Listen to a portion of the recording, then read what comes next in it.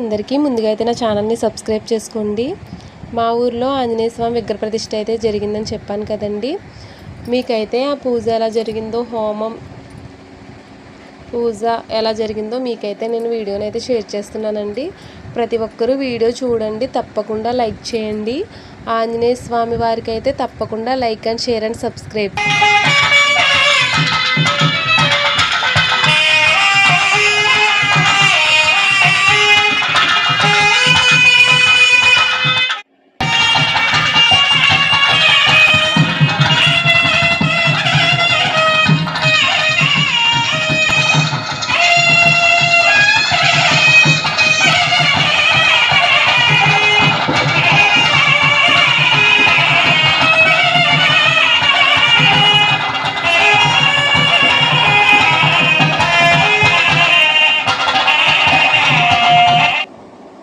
ఈ యొక్క కార్యక్రమం చేసుకుంటున్నామంటే లోపల మనం వేయించేసే స్వామి ఎవరైతే ఉన్నారో ఆ అభయాంజనేయ స్వామి యొక్క అనుగ్రహం మాత్రమే. అటువంటి కార్యక్రమంలో ఉదయం జరిగినటువంటిది దీక్షాధారణ కార్యక్రమం.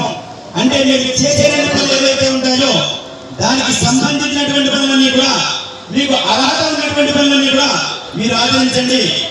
ఇక మీరు చేయలేనటువంటి పనులు, స్వామికి సంబంధించిన మంత్రపూర్వకమైనటువంటి కార్యక్రమాలు ఏవైతే ఉంటాయో ఇవన్నీ కూడా మేము చేస్తామని చెప్పేసి ఋత్విక్ ఎవరైతే ఉన్నారో ఇక్కడికి మేము చేసినటువంటి వారు ఒక్కొక్కరు ఒక్కొక్క దిక్కు నుంచి రావడం జరిగింది. వారందరూ కూడా వారందరికీ కూడా దీక్షాధారణ కార్యక్రమం ఒక్కొక్క పని ఒక్కొక్కరు నిర్వర్తించే విధంగా ఆ దీక్షాధారణ కార్యక్రమం చేసుకోవడం జరిగింది. ఉదయం అకల్మష హోమం అని చెప్పేసి అంటే మన యొక్క శరీరంలో ఉన్నటువంటి రుగ్మతలు ఏవైతే ఉంటాయో అవన్నీ కూడా తొలగిపోయి ఈ యొక్క కార్యక్రమాన్ని ముందుకు నడిపించుకోవడం మనం చేయగలుగుతాంట. అటువంటి కార్యక్రమాలన్నీ కూడా మన చేత స్వామి వెనక ఉండి ముందుకు నడిపించాలని చెప్పేసి అకల్మష హోమ కార్యక్రమాన్ని ఉదయం చేసుకుంటే, ఇక సాయంకాల కార్యక్రమంగా విశ్వక్షేణారాధన పుణ్యాహవచన తదనంతరం యాగశాల ప్రవేశం.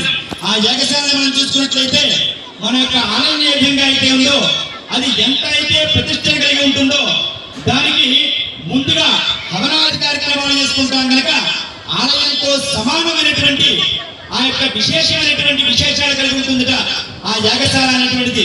అంచేత ప్రత్యేకంగా యాగశాల ప్రవేశం చేసుకుని ఒక్కొక్క దానం దగ్గర ఒక్కొక్క దేవత అధిష్టాన దేవతని అర్చనా కార్యక్రమం చేసుకుంటూ విశేషంగా ఆ యాగశాల ప్రవేశం అనేటువంటి కార్యక్రమం సాయంత్రం చేసుకుని విశేషమైనటువంటి కార్యక్రమం కనుక వస్తు శుచిత్వం వాస్తు శుచిత్వం.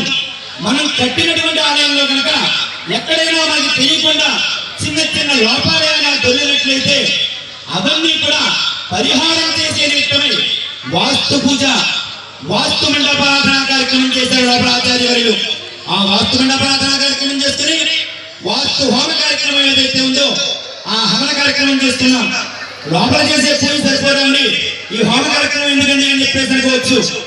దానికి శాస్త్ర ప్రమాణం చెప్పింది ఏంటయ్యా అని చెప్పేసి అంటే దేవానాం ఆజ్యం ఆహారం. మనం ఇచ్చేటువంటి పదార్థం ఏదైతే ఉందో ఆ ప్రతి పదార్థము కూడా మనకి స్వామి భగవంతుడు మనకి ఇచ్చేటువంటి దాన్ని ఆయన ఇస్తూ ఉంటాం. ఒక కొబ్బరికాయ ఉంది, అది దేవుడు మనకి ఇచ్చాడు, అది మనం ఆయనకి ఇస్తూ ఉంటాం. ఒక అరటిపండు ఉంది, ఆయన మనకి కనిపించాడు, మనం ఇస్తూ ఉంటాం. మనం ఇవ్వాల్సింది ఏంటి? మనస్సు. ఆ మనస్సును కనుక చేసి ఆయన కనుకైతే ఆయన మనకి ఏ జరిగితే జరగ సిద్ధంగా ఉంటాడట. అటువంటి విశేషమైన భగవంతుడు.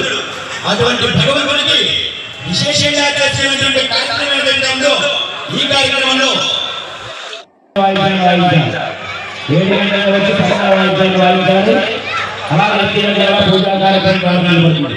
8 గంటల కూడా 8 గంటల ఇక్కడ వచ్చేసేయాలి.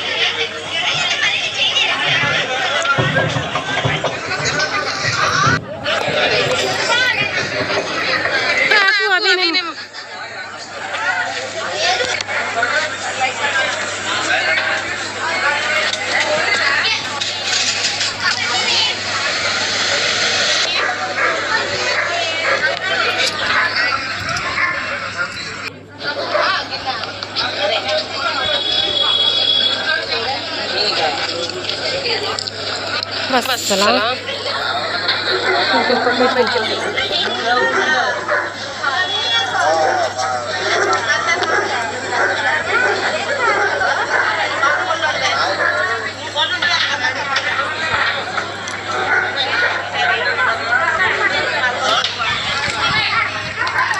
ఈ రోజైతే పూజ అయితే ఇలా కంప్లీట్ అయిందండి.